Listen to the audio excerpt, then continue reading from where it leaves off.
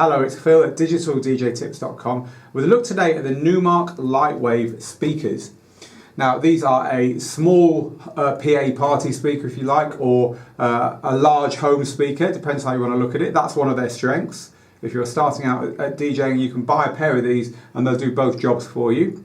The second thing that's good about these is they've got built-in lights. That's why they're called Lightwave. To some people that might sound terribly cheesy, but of course if you want lights, you can kill two birds with one stone by buying a pair of these. And they're not massively expensive either, so you're going to really be set up for your first parties and for having fun with DJing right at the very beginning with something that isn't going to cost you an awful lot. So let's have a look at what controls you have on these, and I'll talk you through how you set them up and how you use both the audio and the lighting part of these speakers.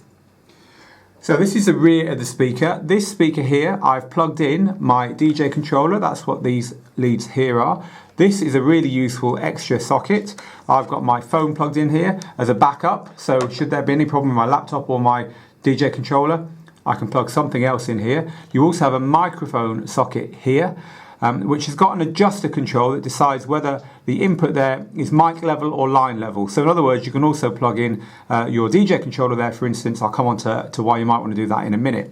There is a master volume control here. They're pretty loud. They're not massively loud, and they're certainly not a Function 1 sound system or anything, but they're loud enough, certainly good for home or small party use. Now here is a link out. This says link out, and that's what this socket here is for. This is an XLR cable that I've put all the way over to the other speaker, and I've plugged it into this socket on the other speaker, and that means that everything that goes on and everything that's plugged in here will be automatically fed into the other speaker. So that makes this a really nice way of setting it up, because you don't have to run any other wires apart from this one cable over there, and your iPad, your DJ controller, your microphone or whatever will all be fed over there.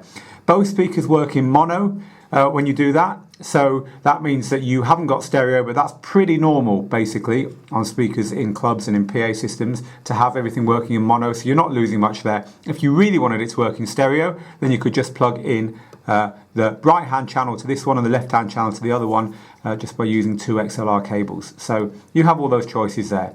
So that's how the lighting, the sound bit works. Let's have a look at how this blue section here works. This is the lighting section. Now this speaker here, the left hand one, is the only one that you're going to see working because that's the one I'm adjusting, but you can do all these adjustments on both of them.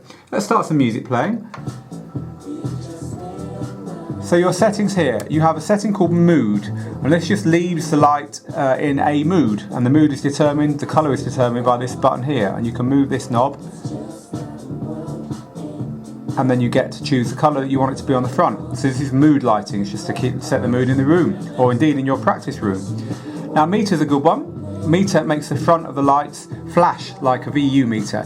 I say it's a good one. This is the effect that a lot of people might find a bit cheesy, but hey, there you go, you can see it there. And again, the colour preview will decide what colour is used on the speaker.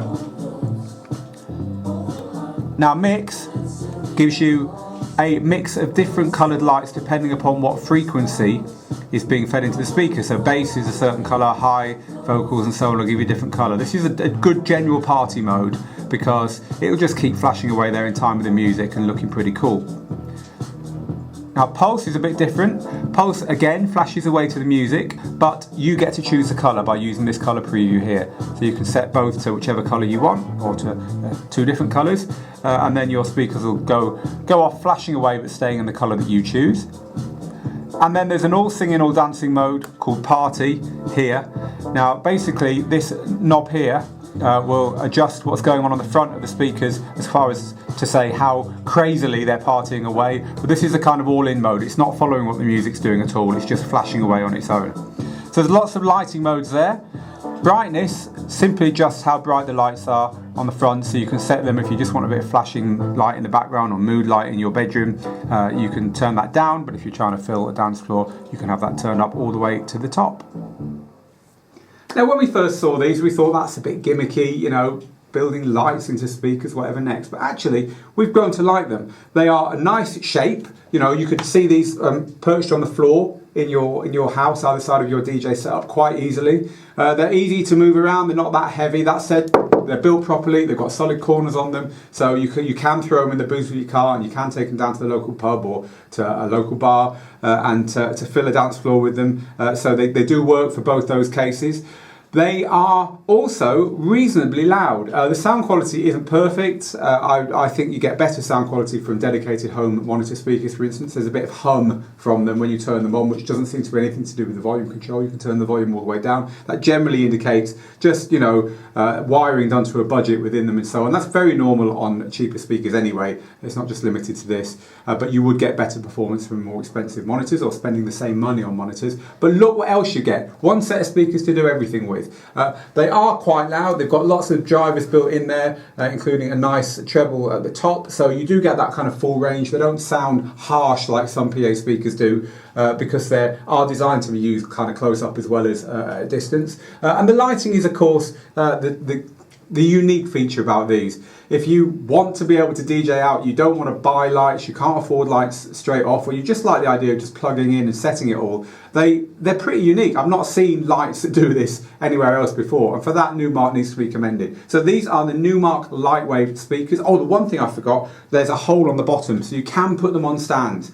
So if you want to pop these up on a stand, have them over the dance floor, you can do that. At that juncture, I would recommend also getting a small subwoofer to put on the floor, which should make them sound better anyway, because the one thing they do lack is a little bit of bass, which you only notice when you turn them up really loud in a full room, for your home use and home living room parties and stuff, they're fine.